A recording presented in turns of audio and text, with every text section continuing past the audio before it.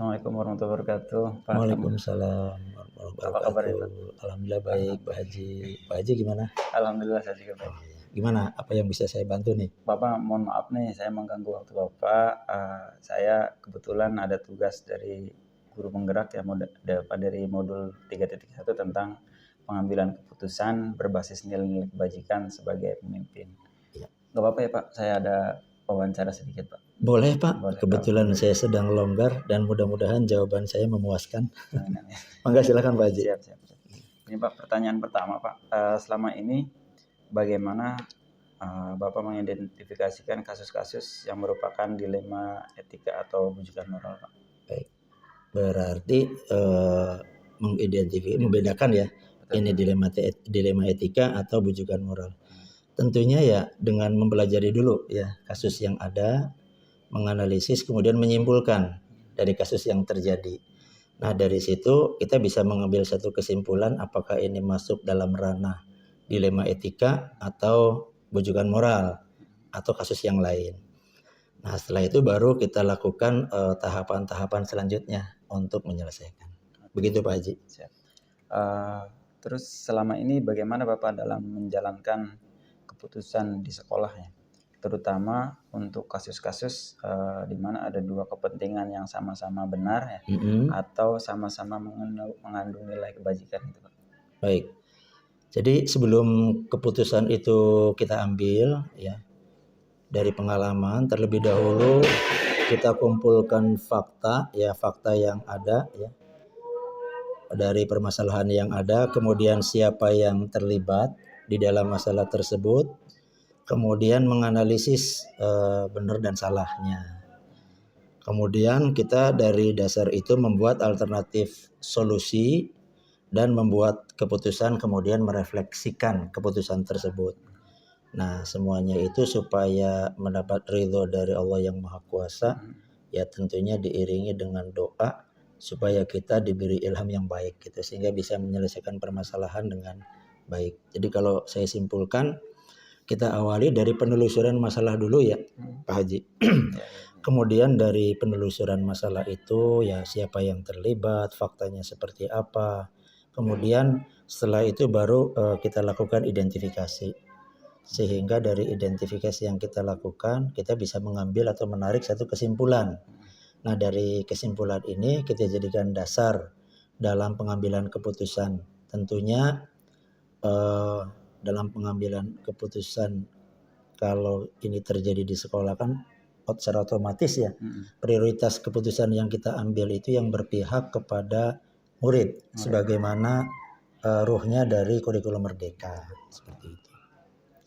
Oke, pertanyaan nomor 3 kayaknya sudah masuk ke pertanyaan nomor 2 tadi ya, ada langkah-langkah yang sudah dijabarkan. Betul. Langsung saja ke pertanyaan nomor 4 ya Pak ya. Ya. Hal-hal apa saja yang selama ini Bapak anggap efektif dalam pengambilan keputusan pada kasus-kasus dilema etika, Pak? Ya, dari pengalaman ya Pak Haji, pengalaman yang kita lakukan dalam menghadapi kasus-kasus dilema etika, di mana kelihatannya dua-duanya sama-sama benar gitu ya.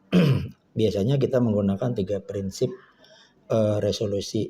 Yang pertama ya, berpikir berbasis pada hasil akhir gitu ya. Jadi kita harus berpikir orientasinya pada hasil yang akan kita harapkan. Terus kita juga berpegang pada aturan yang ada supaya kita tidak salah dalam pengambilan kebijakan. Terus juga di situ kita masukkan ada satu unsur kepedulian ya kepada sesama.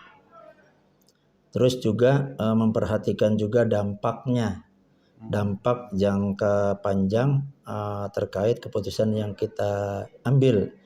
Selain itu juga saya kadang melakukan diskusi juga dengan beberapa teman guru ya yang memang memiliki kompetensi, kemudian ya kita anggap mampulah untuk membantu kita dalam menyelesaikan sebuah kasus atau permasalahan gitu Pak Haji yang biasa kita lakukan. Terus selanjutnya, apakah ada Bapak ini memiliki sebuah jadwal tertentu atau pemilahan sebuah kasus gitu dalam penyelesaian kasus dilema etika itu, Pak? Jadwal ya? jadwal tertentu dalam penyelesaian. Kalau menurut saya tergantung kasus atau permasalahannya. Seberapa mendesak permasalahan itu diselesaikan atau seberapa besar dampak dari permasalahan itu terhadap sekolah. Artinya ada yang memang harus kita putuskan secara cepat, segera, tapi ada juga yang memang butuh proses. Karena memang dalam pengambilannya supaya tidak salah gitu ya. Sehingga kadang-kadang ketika memang keputusan itu membutuhkan waktu, ya kita buat schedule gitu ya, jadwal. Kemudian kita juga kadang melibatkan ya tadi ya beberapa dewan guru atau wakil kepala sekolah atau dari tim BK yang memang kita bisa minta bantuan untuk memberikan saran-saran masukan terkait solusi untuk menyelesaikan masalah tersebut. Jadi tergantung ya, ketika memang mendesak ya harus segera kita selesaikan. Tapi sekiranya memang tidak bisa diselesaikan saat ini, tentunya kita butuh waktu. Seperti itu, Pak. Baik. Untuk selanjutnya nih, apakah ada seseorang atau tim atau faktor apa yang selama ini mempermudah atau membantu Bapak dalam pengambilan keputusan dalam kasus-kasus dilema etika, Pak? Kalau faktor ya tentunya kita harus berpegang pada aturan yang ada ya, nilai-nilai kebajikan yang ada. Kalau seseorang ya kadang-kadang saya melibatkan dewan guru ya, entah BK atau dari Waka yang memang punya kemampuan dan kompetensi untuk bisa membantu kita ya. Dan tentunya tergantung jenis permasalahan yang kita hadapi, Pak Haji. Jadi tetap kita juga menggunakan ada ya. Tidak mesti harus selalu diselesaikan sendiri ya. Capek nanti. Oke, gitu ya. Oke. Pertanyaan terakhir nih, Pak. Iya. Dari semua hal yang telah disampaikan nih, Pak, pembelajaran apa yang dapat Pak Haji petik dari pengalaman mengambil keputusan dilema etika nih, Pak? Baik, dari pengalaman ya. Iya. Tentunya kita harus punya nilai-nilai kebajikan yang ada dalam diri kita, yang itu nanti melandasi keputusan yang kita ambil ya. Artinya berpatokan pada nilai-nilai kebajikan. Kemudian juga aturan yang ada, kemudian langkah atau paradigma berpikir, kemudian langkah-langkah pengambilan keputusan yang akan menjadi dasar pengambilan keputusan tersebut. Jadi biasanya hikmah yang saya dapatkan seperti itu. Kita punya nilai kebajikan dulu yang dasarnya dari aturan yang ada, itu yang kita pegang. Kemudian kita juga harus memahami langkah-langkahnya dalam pengambilan keputusan. Kemudian kadang juga kita melibatkan beberapa rekan untuk membantu kita dalam menyelesaikan permasalahan yang terkait dengan dilema etika. Seperti itu, Pak Haji.